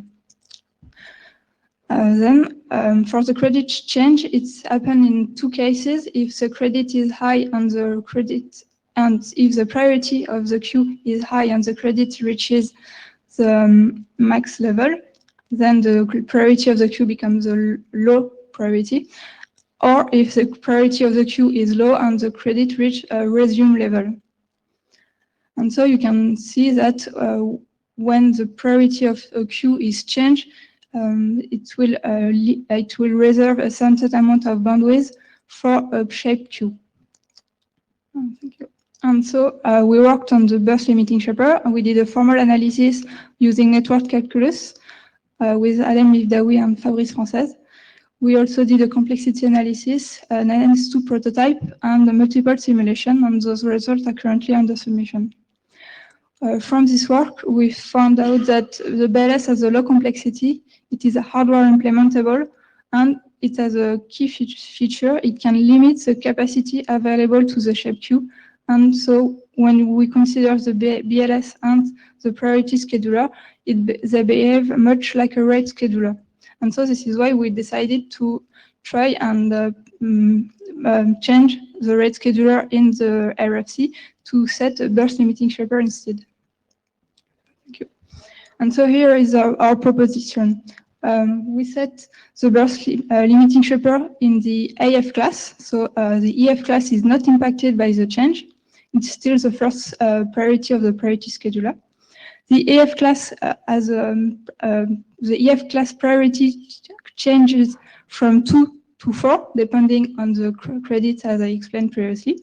And so sometimes the default class for best effort traffic has a priority higher than the elastic traffic, and sometimes it has a priority lower than the elastic traffic, and this is how the burst limiting shaper can limit the capacity allowed to the AF class. Thank you. Okay, so we did several simulations using NS2. First with a weighted round robin to for the red scheduler. Here on the left are the results.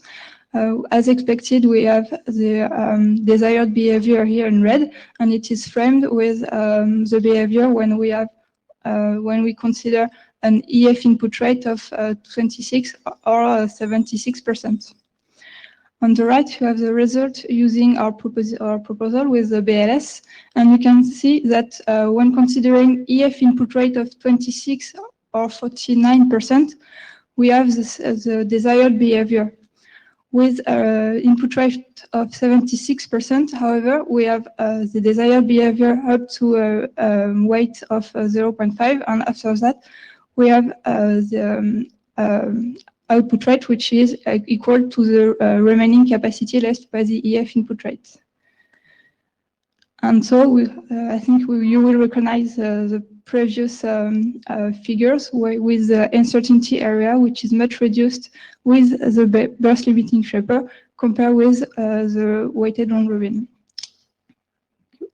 And so we can conclude that the EF class is not impacted by the change. The BLS parameter can easily be calculated from a current configuration when you consider an expected EF input rate. When the EF input rate is known, the BLS and the weighted round robin have the same AF output rate, but when the EF input rate varies, the range of possible AF output rate is much reduced with the burst limiting shaper compared with the weighted round robin. And as a perspective, we hope to propose a draft in the EQM working group. And thank you for your attention. Thank you so much, Anais. There's time for a quick question if there is one.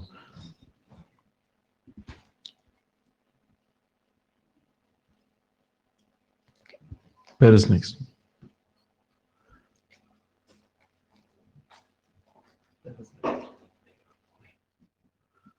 All right, one quick suggestion. You may want to actually talk to the TSVWG working group chairs instead of the AQM ones, and they're sitting right there.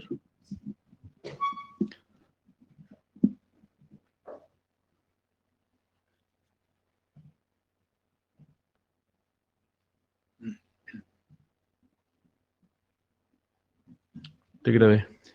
Okay, so I'm going to quickly talk about NEAT and how to use it to optimize a mobile communication system, kind of. So next. The outline, first some words about the ossified internet, then NEAT and how it maybe could be used to solve this, and then NEAT for mobile communication. Next. Okay, the internet today is kind of ossified. And the reason for this is that we have used protocols and combinations of protocols that has worked kind of good. So everyone has used it for some things. And when everyone has used it, the kind of infrastructure has adapted to it. This is of course not good because new things like new protocols and so on and such are not supported by this adopted infrastructure, and this leaves little room for improvement. Next. So one solution to this could be NEAT, which enables the use of transport services instead of transport protocols. It's an implementation of TAPS, and it can provide services like reliable transfer, multipath communication, low latency services. NEAT tries to map application requirements to services. So an application could say, give me a low latency transport service. And transparently to the application, the NEAT system will give you that kind of transport service. So NEAT tries to overcome the problem of ossification by providing a more expressive API that allows applications to say stuff like this, like give me a low latency service, so that the application doesn't have to bind to a certain protocol at design time. The other point, which we will see later, is using local and remote information to make well-informed decisions. And thirdly, NEAT uses happy eyeballs to kind of test the services it creates. Next. So, quick example. We have an application that wants to have a low latency service. it asks the NEAT API for that in JSON. This requirement from the application will end up in the policy manager. The policy manager will try to match this low latency requirement to policies that are stored in the PIB there, the policy information base, and also match it with characteristics found in the SIB, the characteristics information base. So in this PIB, there will be a number of different policies, policies for high throughput communication, for multipath, for whatever. But in this case, we want a low latency. So the policy manager tries to map this low latency property to different policies and to different characteristics and build a list with different transport solutions. It could be TCP with this and this and this socket options set over this interface, because interface information and information like that are available in this characteristics information base. And then the policy manager will try to resolve this requirement into a list, and this list will then be handed off to the happy eyeball mechanism that will try to open the services. So next, and in this particular example, we get a match because we have a low latency profile that says that we are going to use TCP as a transport, and awkwardly enough, TCP no delay set to false for low latency.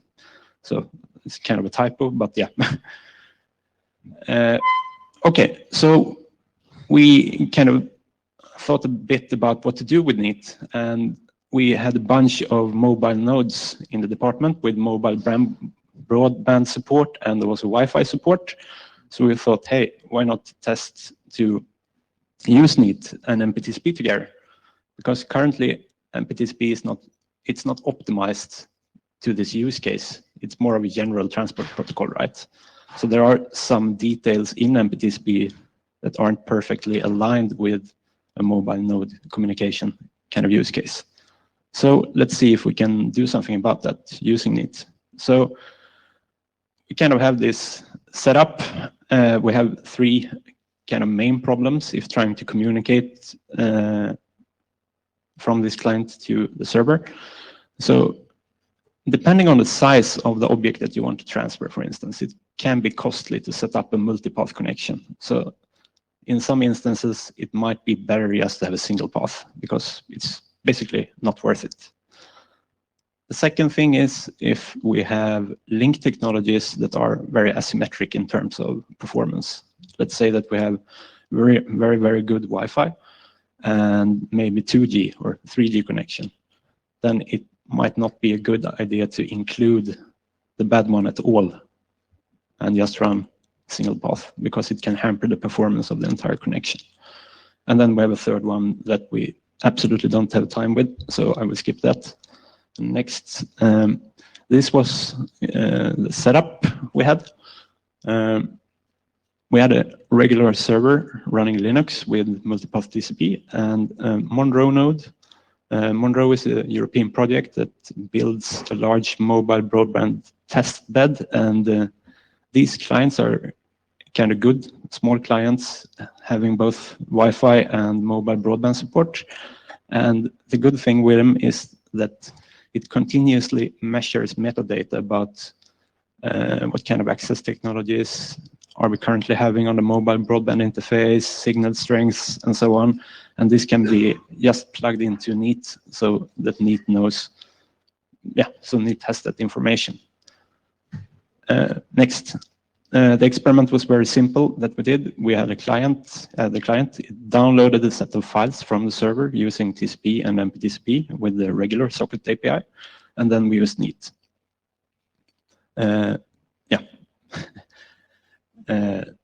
So the first thing, is it costly to set up?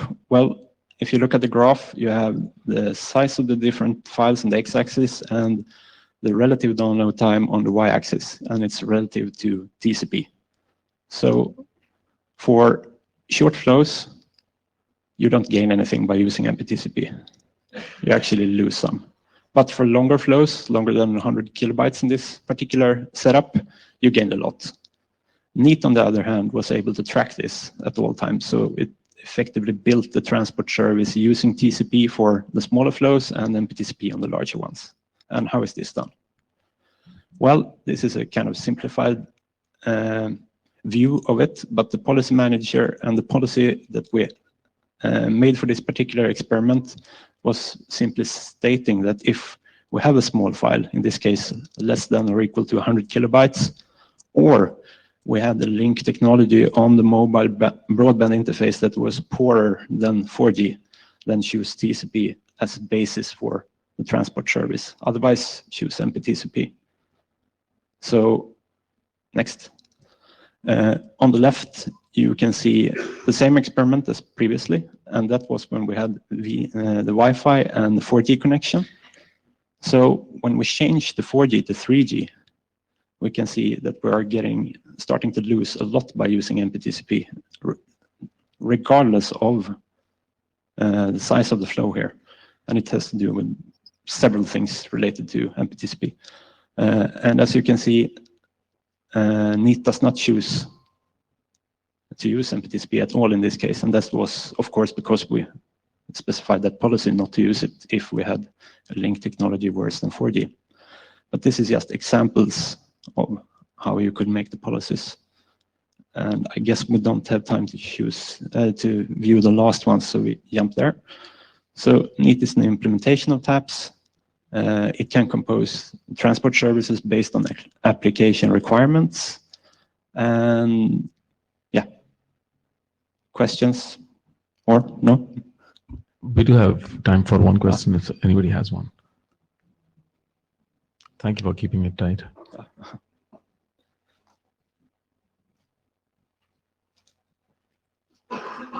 All right, thank you, Per.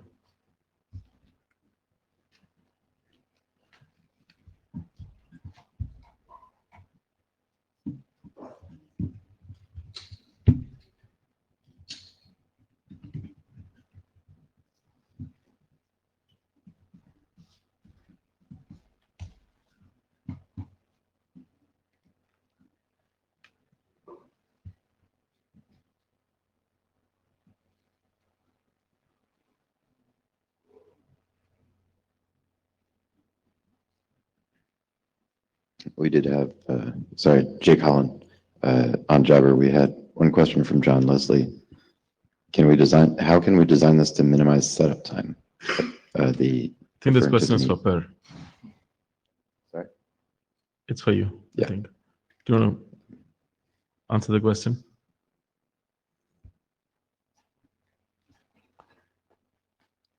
So again, sorry, I didn't. The question was how do you use this to minimize setup time? Yeah. I mean, you can. It solely depends on the policy that you use. So you can choose to use a protocol that has less kind of setup time, or choose to configure a protocol with an option that gives it less connection time. But that would be about what you can do. All right, thank you. So take it away, Michael. So, hello, my name is Michael Met. I'm from the University of Tübingen, and I present joint work with Nicolas Zeitler. So this work is about activity-based congestion management for fair bandwidth sharing in trusted packet networks. This work is inspired by congestion policing using congestion exposure. That is work that was carried out some years ago in the IETF. So this is not an evaluation of congestion policing using congestion exposure. It's rather work that is inspired by its philosophy. So the problem is we have a bottleneck link that is shared by multiple users where congestion may occur. Flows may use different transport protocols like UDP are not reactive, or TCP which are reactive, and that can lead to unfairness. Some users may transmit multiple flows, others only a single one.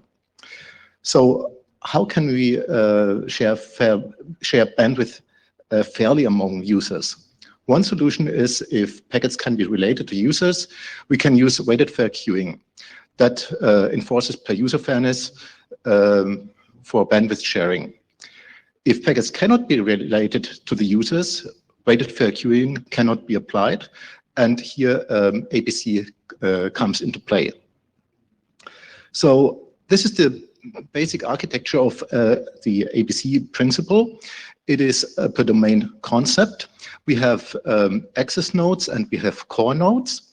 The access nodes, the user equipment is connected to these access nodes, and the access nodes meter the user traffic and add an activity value to the packets.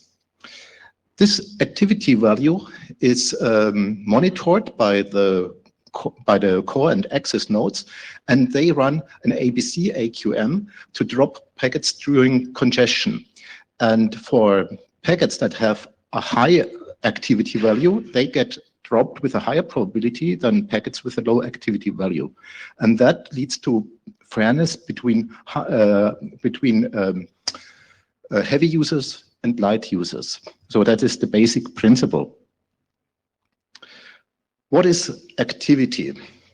Well, every user is assigned a reference rate. That is a fairly low rate, which is way below the fair share of every user in the network.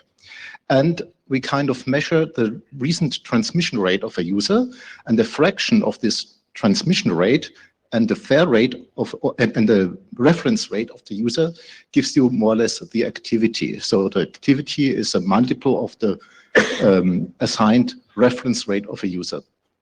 And the higher the activity is, the more a user has sent in the recent past.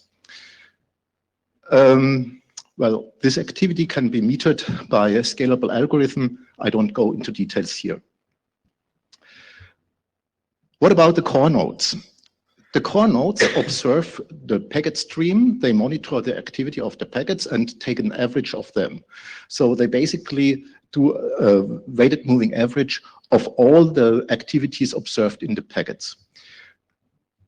Then we use some existing AQM-based AQM mechanism that is based on drop probabilities. And the idea is now that we distort the drop probabilities in such a way that we get smaller drop probabilities for packets with a low activity and higher drop probabilities for packets with a high activity.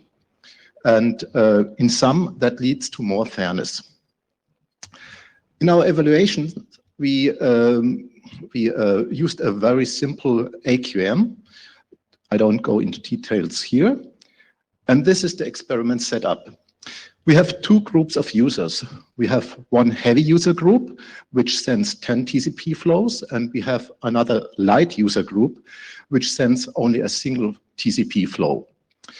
And the traffic enters the network over an access node which does this activity metering. So here the activity information is added to the packets.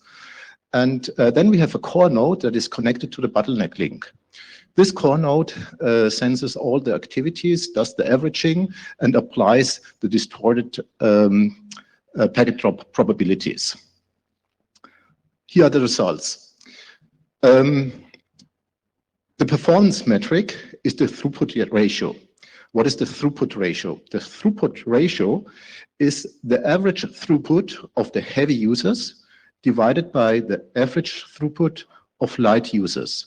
And if you have a throughput ratio of 1, that means perfect fairness, because the heavy users have the same throughput as light users, as any light user. Here are numerical results. So the first row shows you the delay of the bottleneck link. The second row shows you the user configuration. That gives you the number of heavy users and the number of light users. So it's one heavy user and 10 light users, for example. And then we have a third row that is the differentiation factor. This differentiation factor is a configuration parameter for the ABC. A differentiation factor of 0 means ABC is disabled. And for that case, we get a throughput ratio of 10. Why? Well, it's clear because heavy users have 10 TCP connections, while light users have only a single TCP connection. Then heavy users, without doing anything in the network, have a 10-fold throughput. So what happens with ABC? With ABC, we get a throughput ratio of around 1, and that requires a differentiation factor of 3. So that works quite well. So what else have we done? We have considered the reference rate, which is a configuration parameter for the system.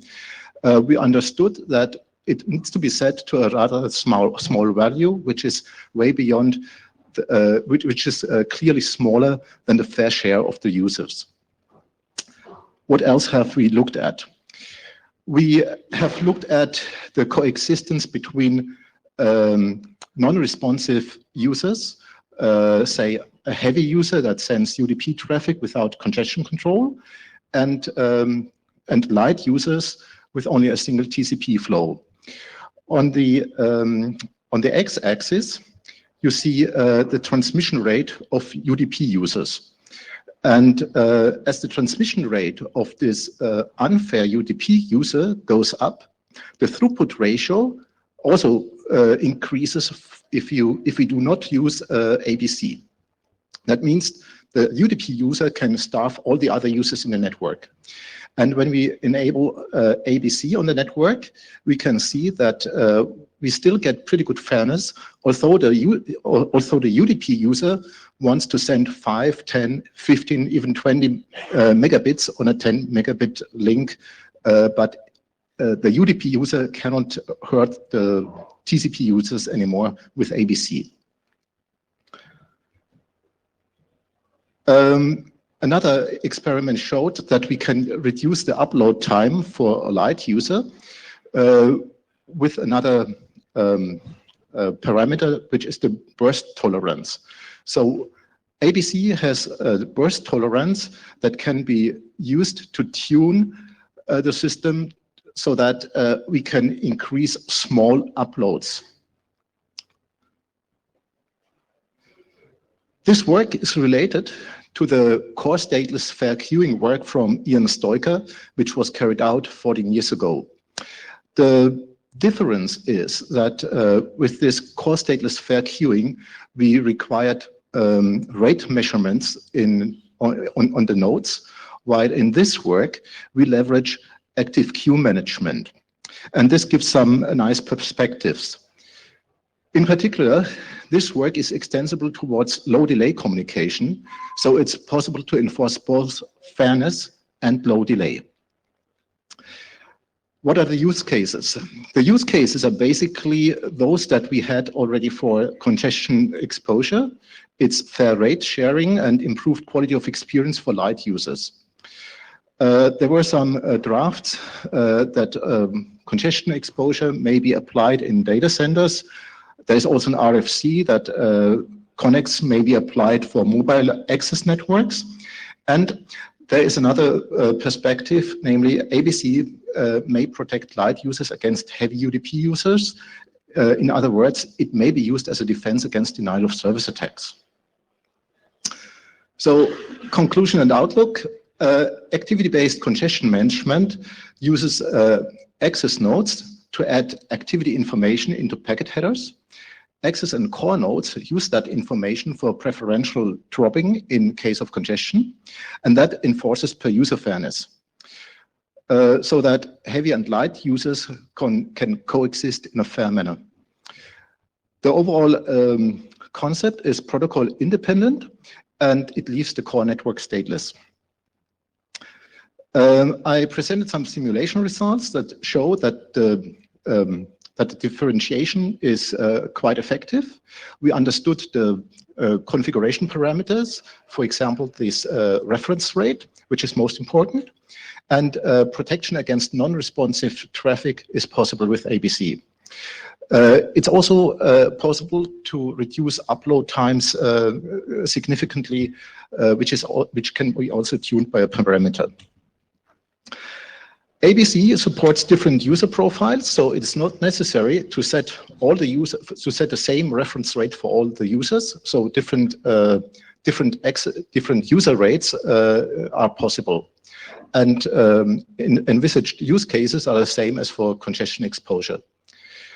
Further work can combine ABC with Pi, for instance, to achieve both fairness and low latency. And we also would like to adapt ABC towards different service classes. This work has been published at the NOMS conference last year, and a preprint of this work can be downloaded from my website. That's about it. Thanks. Any questions? Bob, very quick.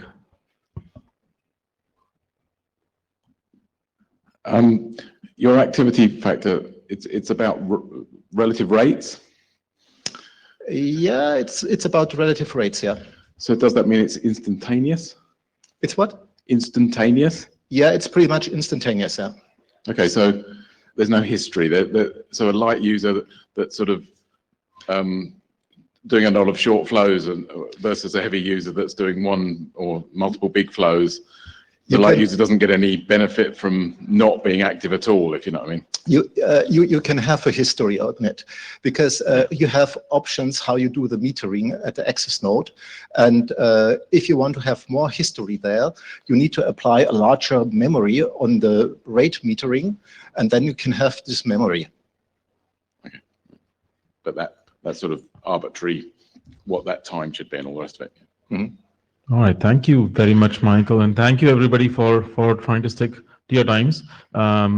If we have run over time by 6 minutes, so please ask Bob for cookies if you want any. I'm picking on Bob. Thank you everybody, and we'll see you next time.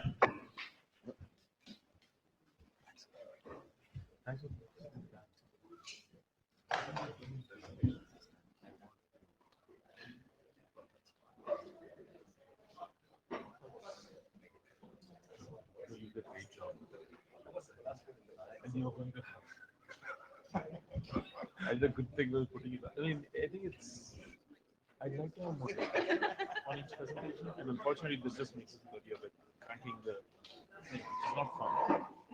So, thanks again. Good to see you.